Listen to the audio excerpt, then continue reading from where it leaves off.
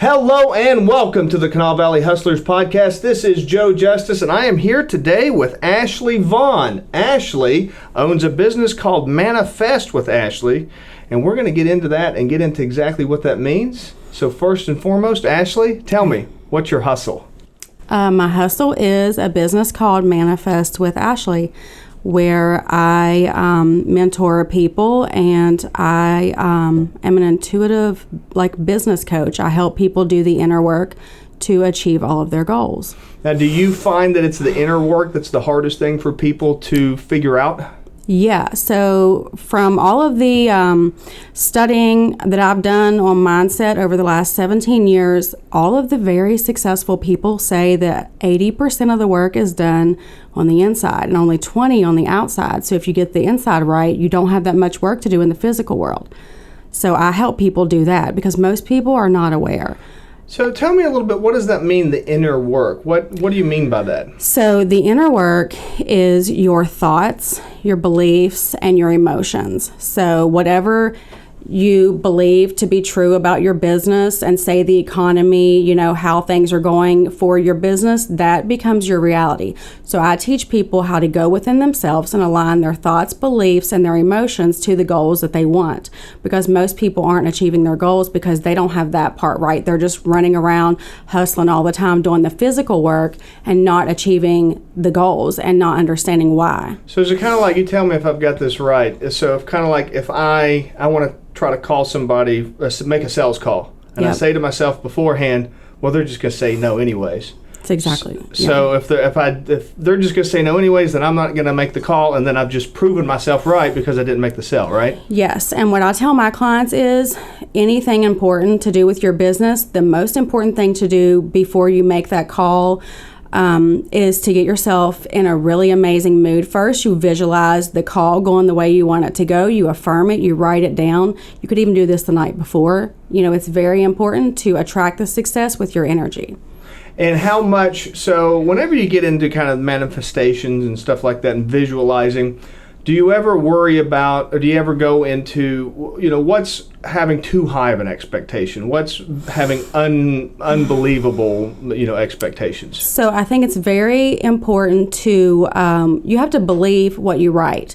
So let's just say you have a business goal of making your first 6 figures, but that doesn't feel right to you. I help my clients to find out what feels right. You want to reach higher than what you have right now, but not so high that it's not believable, because the belief is the key. Does that make sense? Yeah, I'm with you. So in other words, if I say I'm going to make $1 million tomorrow, I know that I'm not really going to make $1 million, so I'm not going to act in the way that's going to manifest that. Yeah, you want to reach much higher, but not so high that you don't believe it. So I help my clients work their way up to believing that $1 million feels doable, a little hard to get, but it's doable.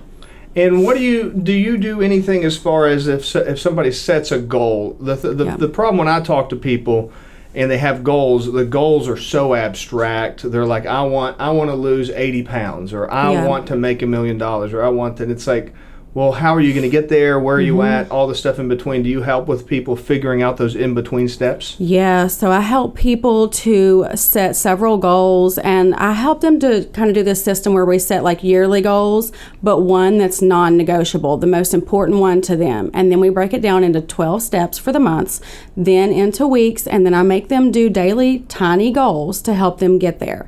So how important is that account? Because you said I make them do that. I assume there's an accountability piece. When I tell them, if you're hiring me as your coach, I'm going to make sure that you do these things. I'm going to stay on you about it. But when you break it down into tiny daily goals, that will get you there, and it won't seem so much of a big task to get to that huge goal. You break it down. You feel like this is actually doable. If I get one new client a week, and what am I doing every week, every day to get that client each week? Maybe just one Facebook post, something like that. So does that make sense? That absolutely makes sense. I understand what you're saying, and having those kinds of the systems that get there. And I think for a lot of people, they probably don't want to admit it, but having having accountability is really important. Having someone they have, because they're the boss, right? If they own the company, they're the boss. They don't want to answer to anybody, right? Yes. So having a coach like that, they have to do their weekly calls with me, and I want to, say, what did you get done? So I just encourage them to do it, So tell me a little bit about what processes, what steps you kind of go through to get those realistic goals, to keep those in a bounded realm of this can be doable. Yeah, it's all about, every client is different, and it's all about just talking to them. My strategy is always different with each client. I spend the first session getting in their mind, figuring out like what their goal is exactly, and figuring out our timeline. It's always different with each person. Everybody has different kids, absolutely, pets, life challenges. Some people are taking care of their parents. Some people are taking care, of a spouse. There's all these different challenges. There's no kind of one size fits all for everybody. Yeah. Right?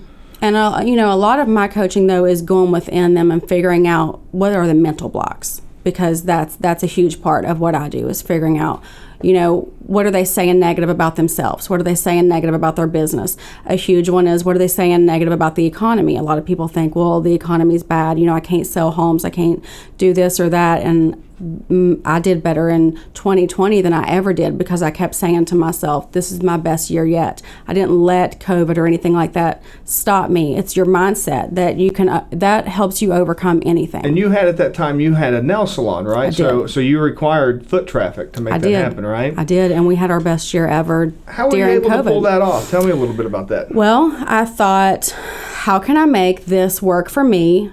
People were lonely. People wanted to get out of their house. They wanted to come talk to somebody. So where better to go than the nail salon and talk to your nail tech in a safe environment? I started opening at 5 in the morning, 6 in the morning, so that people felt very safe coming out of their house, coming to see me. It's just us. We would come earlier, work later. We did amazing that year. Yeah, that's great. We stayed clean and, and wore our mask and everything, but I affirmed it every day. I visualized it. And every year I was like, business gets better, more money comes. And that was an amazing year for us. And I mean, the truth is, you can't control what happens outside of yourself, right? I mean, disasters there are earthquakes, there are fires, there's things that are there's COVID, there's things that are completely out of control, right? Yes, but I think you can experience it, like I experienced COVID in a way that was very different than, I didn't pay attention to all the negativity. It is what it is. We are dealt, these circumstances. How do you make the absolute best of it, So I think you control it to a certain extent. You can tune into all the negativity and be afraid and, feed into it. Or you can say, this is what's happening, and I'm still going to have an amazing business. I'm still going to have an amazing year, and I'm still going to have an amazing life. Now, you brought a couple journals here, and I was wanting to ask you about those. Tell me a little bit about your journals. So this one is just a manifestation journal, and it's more feminine, so I ended up making one for men that's a little more masculine, a little more gym stuff. You work with men and women? I have a lot of men clients. I'd say more men than women. Oh, really? Yeah. Okay, great. So these are journals that I give you 11 steps in the beginning of the journal that walks you through the process of scripting out what you want each area of your life to look and feel like. And every section in here is like what you want your home life like, your love life, your business life, your money, what are your gym goals? Do you find that people have a little bit of a hard time? Do they focus on like one area and maybe nail down that one area? When they're coaching, like when I'm coaching them, we focus on one area, but in these books, it's like a detailed vision board. I mean, before they come to you, do you find that people kind of get, down one lane and they kind of maybe they let their family life slide because they're focusing on their business life or something, and that kind of throws them out of balance? A lot of people, yeah. Yeah. And it was hard for me too, being a single mom with a business. I understand that. Right. So that kind of having those different areas of your life broken down kind of helps you find those balances in those areas, right? That's absolutely important. Mm-hmm. Very. Do you think, this is probably a softball question, but do you think that having the balance in all those different areas makes you more productive? Yeah, I think it makes you happier, and happier makes you more productive. Yeah. Yeah, I know it's a really common thing. You run into people all the time that have, I guess, what they call burnout, which is, when they get so narrowly focused on one thing and then they just can't do it anymore. And I experienced all of that, which really helped me become a better coach, because even though I created my nail salon and I loved it so much, I was burned out. And during the lockdown, when my nail salon was closed for 7 weeks, that was my first break I've ever had in life, because I've always been a workaholic, and I traveled and I went all these different places, and I was at complete peace. And I thought, I don't want that life anymore. I want the same money or more with peace. And it took me 2 years to manifest it, but I did. But yeah, I had burnout, and I think a huge majority of my coaching clients right now have burnout, and they want to leave their corporate jobs to do what their soul actually wants to do. What's calling them. Yeah, and you find that happens quite a bit. Oh, yeah.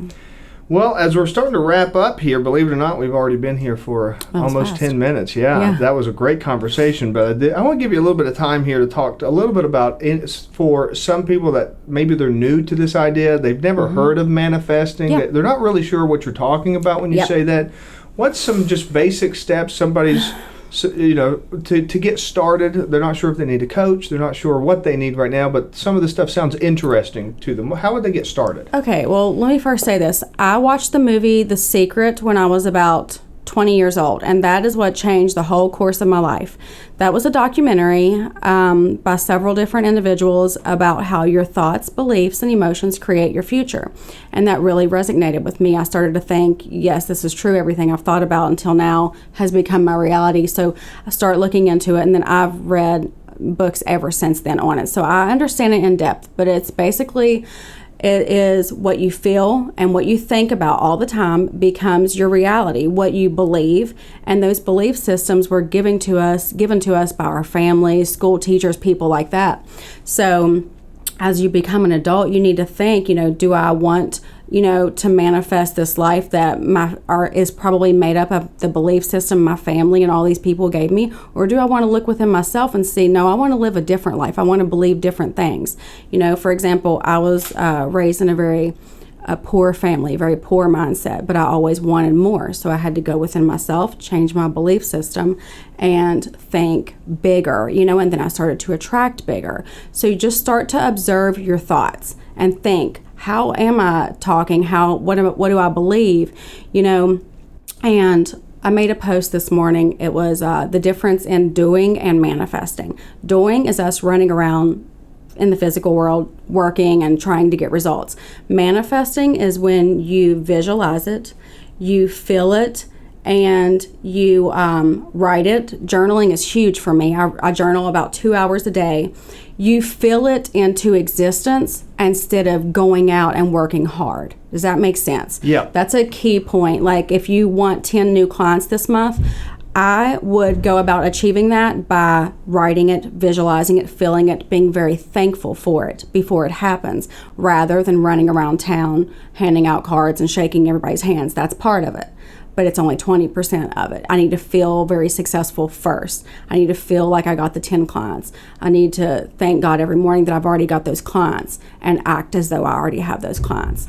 That's what it all boils down to. And I just want to say this, when I think sometimes I've heard, kind of manifestation getting a little bit of a bad rap because, you say like, I want to act as if you've already got $1 million, so go buy a Bentley. But that's not what you're saying, right? No, definitely not. You want to act as if, you already have these things. You want to feel as though you already have these things, but not in a way, where that wouldn't feel right if you're really paying attention to yourself, like I tell myself, I'm very smart with money, I'm very intelligent. I know how, I don't think that people who have a whole lot of money waste a lot of money like that, Right.